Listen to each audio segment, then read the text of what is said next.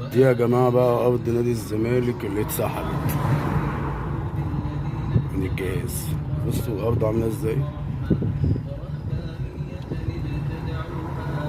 بسم الله ما شاء الله.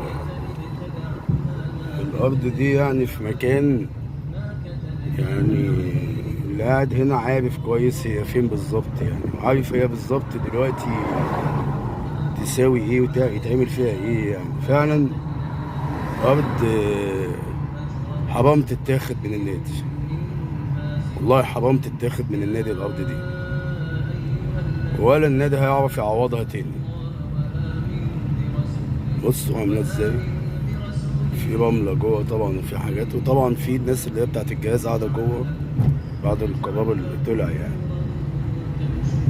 الأرض دي طبعا متميزة جدا، متميزة جدا جدا جدا، لأن وراها على طول مدينة زويل وجامعة زويل، وفي وشها اهو ده سان كابيتال اهو ده سان كابيتال،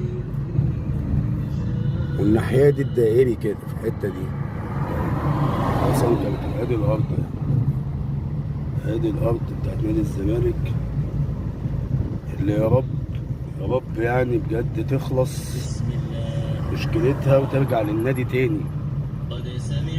يا رب الأرض دي ترجع للنادي تاني،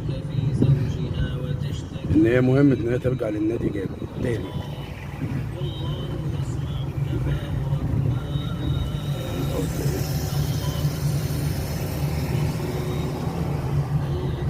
أهو